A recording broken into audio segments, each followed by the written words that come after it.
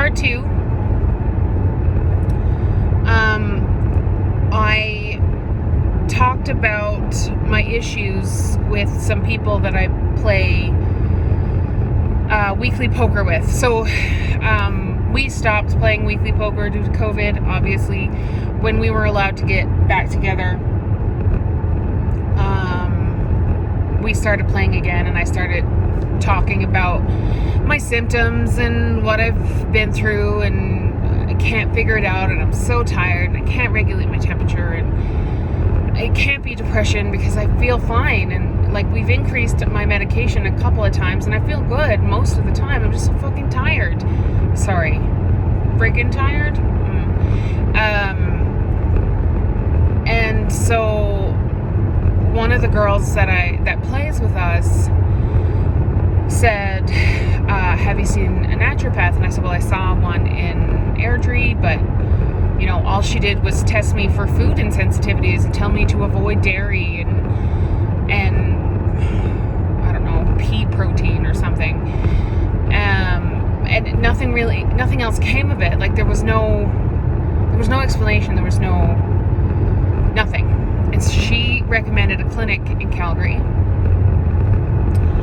He's a naturopath with a bunch of other people in his clinic and a bunch of other specialties. He's super smart.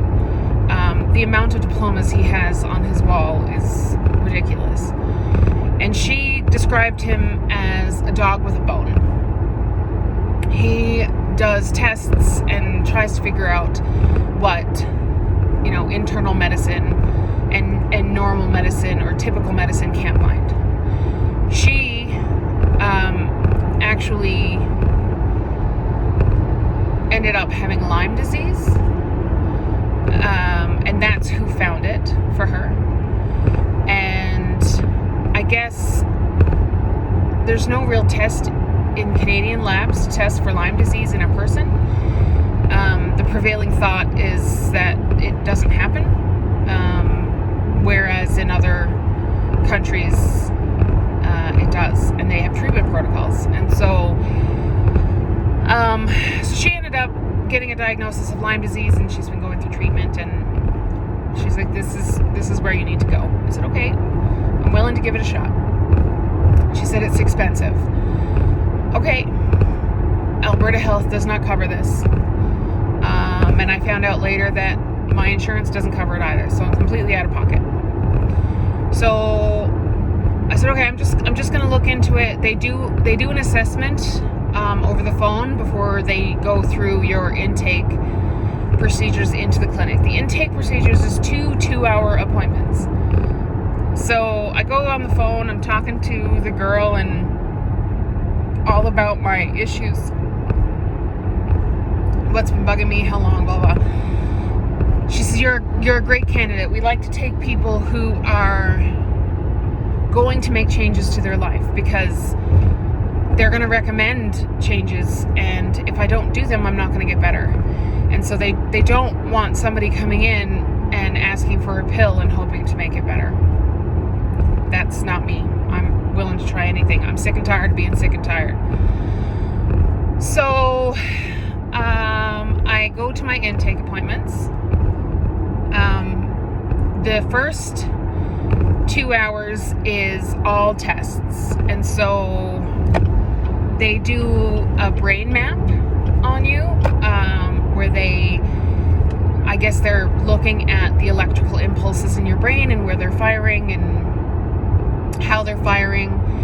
And then they do an eye contrast test where you try to determine which way lines are pointing in different levels of contrast. They do a cognitive therapy test, and it's all about, it's like those brain games that you can get, like how many, like memorizing numbers and memorizing words and memorizing patterns and identifying spatial reasoning and all of that. And then there was a fourth thing that they did.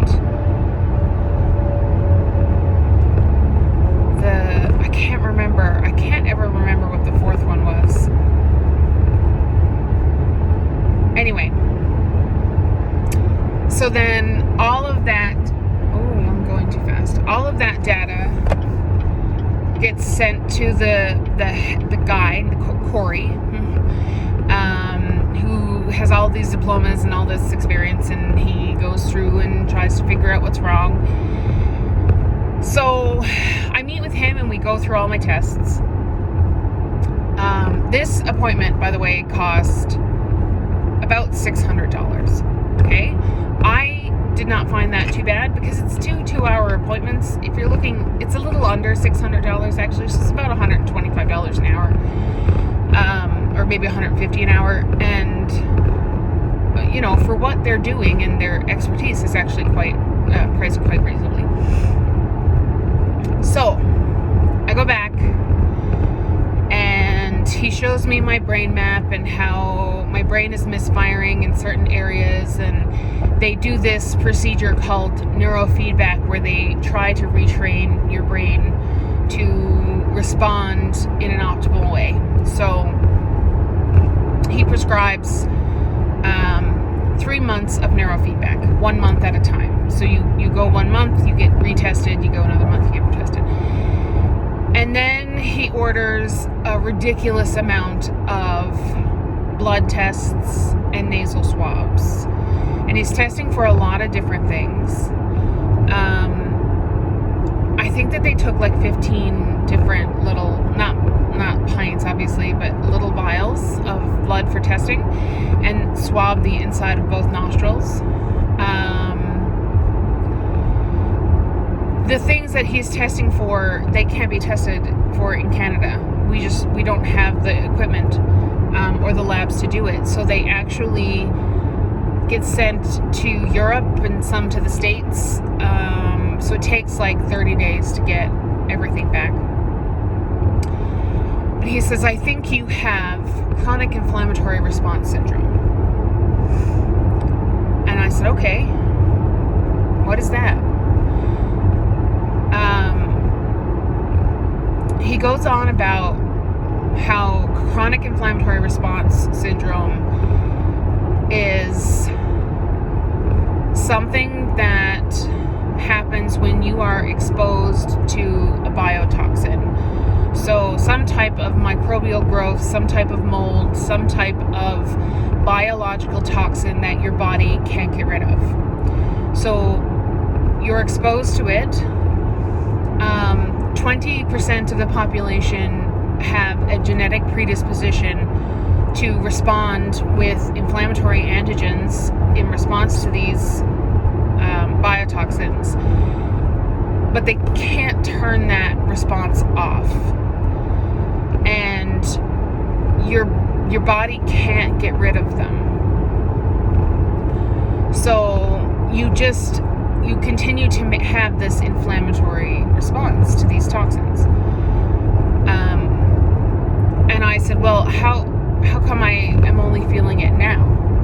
And he said, well, the medication that you were on before January was very high in serotonin. And serotonin would block a lot of the symptoms that you were feeling or that you would have experienced. And so when you came off that and went on a new one, those symptoms just came in full force. And he showed me my heart rate and what my heart is. It's the chronic inflammation is causing a pulmonary hypertension in my lungs, and that's why I can't catch my breath. And so, before all of this, I was tested for COVID. So, before I saw him, sorry, I missed a part, but before I saw him, after everybody told me that I was fine and there was nothing wrong with me, I have a runny nose, off and on, stuffy nose, runny nose. I can't breathe, and I didn't have a cold, and I don't have any allergies, and everybody else says I'm fine. So I said, I'm gonna get tested. I have to get tested. Nobody knows what these symptoms are, and mean, they could be mild. So I went and I got tested and it was negative. So then I discovered that, fast forward back to my meeting with Corey, and he says there's opportunistic staph in your nasal cavity from this, and it grows at an exponential rate in response to the biotoxin, and this is what's causing your congestion and your runny nose, and it's causing your pulmonary hypertension, and it could even be causing memory issues and cognitive issues and misfiring in my brain and electrical sensations in my muscles and joints and interruption of my sleep and fatigue and even depression and anxiety. So it's like it's a cure-all, right? I have this explanation. It's a miracle. What do I do? Okay, so he sends my blood for these tests. He's like, this is my thought, but we're gonna test for this, and a dozen other things. That costs me a small fortune. So if the first two-hour appointments cost me $600, the month-long brain neurotherapy and the blood work testing is I don't even want to say how much it is, but it's exponentially more than that. Okay, we're in the thousands of dollars now. So I talked to Corey, my husband, not Corey, my doctor, and I said, I have to try. We're in a financial situation where I can put the extra money towards this if it will help. I have to try. At least I can claim it on my taxes, right? I have to try.